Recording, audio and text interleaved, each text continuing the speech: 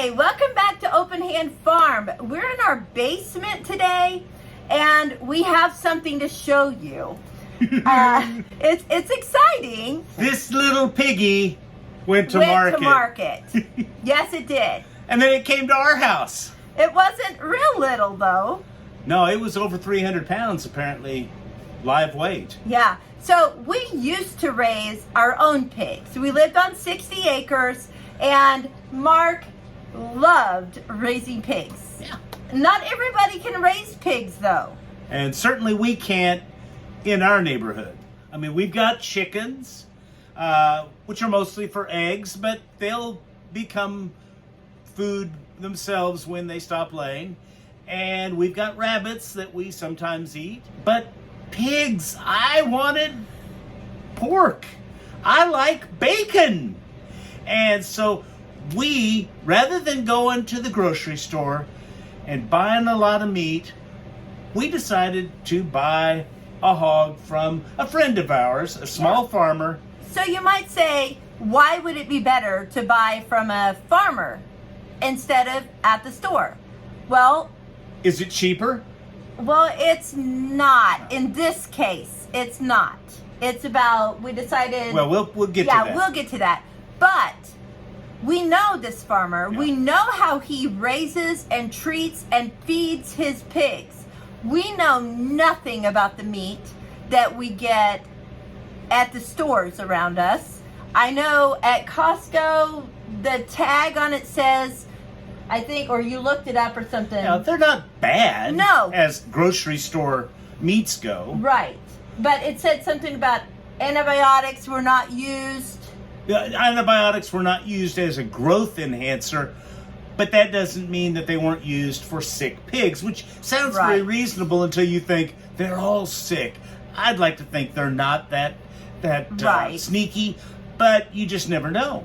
We don't know what these pigs that we buy at the store ate. We don't know where they live. Well, we got a pretty good idea where they lived. Yeah. And it wasn't a real pleasant place. No. And we know these hogs. Yeah, and these were fed non-GMO food and raised on pasture and moved around on the pasture.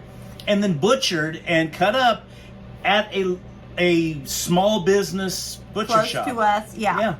So we're helping out the small farmer, the small business butcher, and ourselves. So what did we get? Well, here are the numbers. Okay, I'm going to read off the poundage of each item, and Penny's going to follow around, and you'll see what it looks like when it's frozen hard. All right, ham. Who doesn't like ham? We have here 57 pounds of ham. That's a lot of ham. That is a lot of ham. And there are ham hocks somewhere, and if I remember right, I did not count that in this. This is the 57 pounds of ham. Yeah, some of this is in our other freezer, and we just pulled out the bulk of things. So the ham hocks almost all of it. Are in our other freezer. Oh, are they? Yeah. Okay. I don't know anything. Okay. Pork tenderloin right here. And then pork filet mignon, which I counted with it just because that was the only package. We got 8 pounds. That's some good eating. Not a lot of it, but there's some good eating. Then, we're having pulled pork. Oh, baby. We got Boston butts here. We got 35 pounds of Boston butts. Ready for all of that. We're going to be smoking now. We've got sausage. We just went with mild sausage. They flavor it different ways. We haven't had any yet, so hopefully we're going to like it. I have some thawing out in the fridge. And Penny said next time we do this, we might want to just get some of the ground pork as ground pork and not sausage. But anyway, we got 47 pounds of sausage. That's a lot of sausage. I mean, I don't know what we do with all that. We're going to go over here to the other table. We make biscuits and gravy, of course. Well, there you go. We got lots and lots of pork chops. There are, let's see, here they are.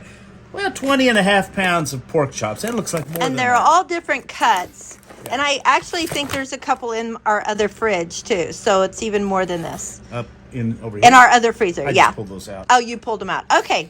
Okay. Now, you ready? You excited? Here we go. The pork heart. I'll let you have that, honey. I don't know. Somebody will want that. I'm sure somebody has a good idea of how to fix that. Let us know. And then 2 packages of neck bones. You know, Oh, soup is on the ham and beans. And I didn't count that in the black-eyed peas. I didn't count that in the whole thing. We've got here some. What do we got here? Jowls. Which, if you look at it, it looks like bacon. And so I just counted it with the bacon. And over here, more black-eyed peas.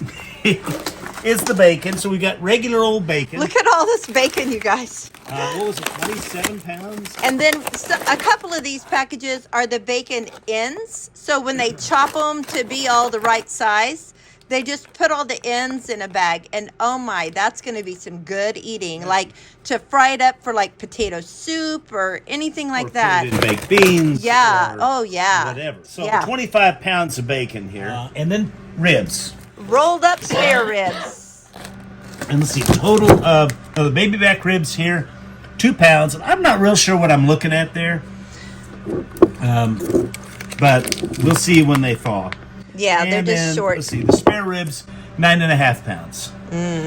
More smoking. Yeah. So there we go. Now, you might ask, how much did all of this cost when you add it all up? Well, we paid a $400 deposit for the hog back in the early summer.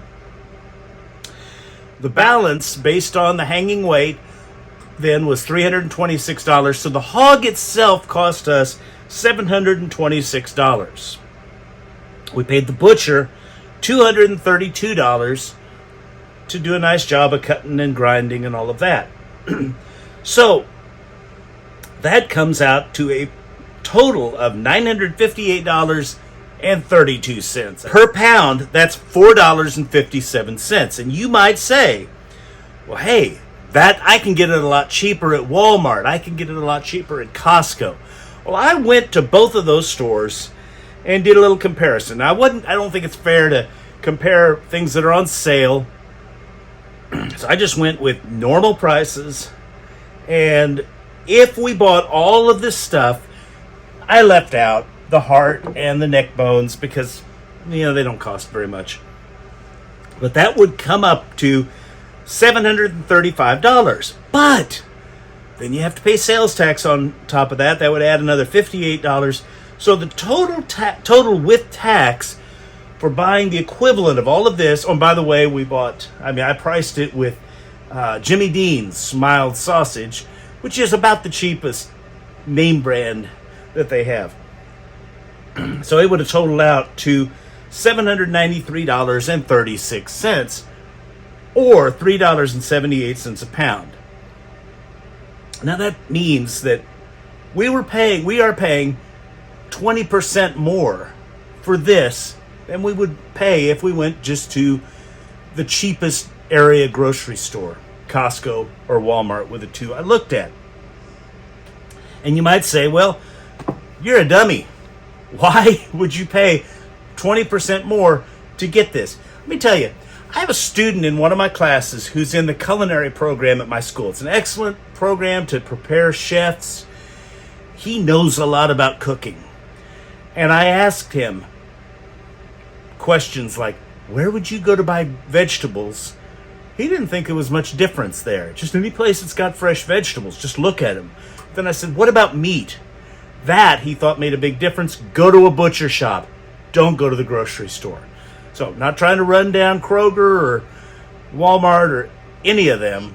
But if you want good meat, according to a guy who's a chef in training, you go to a butcher shop. Well, that's where we went. So, we can report later on whether the stuff really turned out as well as we thought. But we feel happy to support a friend and a small farmer at Horseshoe Creek Farm, and we're going to put their link in the description. A local butcher shop, and then we get good quality meat. Another thing about getting the meat like this is we have this meat in our freezer. I don't know about you, but we have gone to the store recently thinking, oh, we'll go buy this, and it's not on the shelf. We can't find sausage sometimes. We can't find good bacon, maybe the cheapest bacon that we really don't want. So we have it. We don't have to go looking for it, hoping people have it. And we don't have to worry about inflation. Right. It's already paid for. So we might end up not being out our 20% by the end of using this meat. Who knows? Hey, what's for dinner? Pork chops. All right. All right. So you get to grill. That way I don't have to cook. That's what I like about this. Most of this is going to be grilled or smoked, which means he's doing the cooking. Thanks so much for coming along with us today. And if you have pointers about cooking some of this or any questions, leave them in the comments. We would love to get back with you. Yes? And support your local small farmer. Absolutely. If you can't grow your own, support the ones around you that can. What a blessing. And until next time, blessings on you and yours.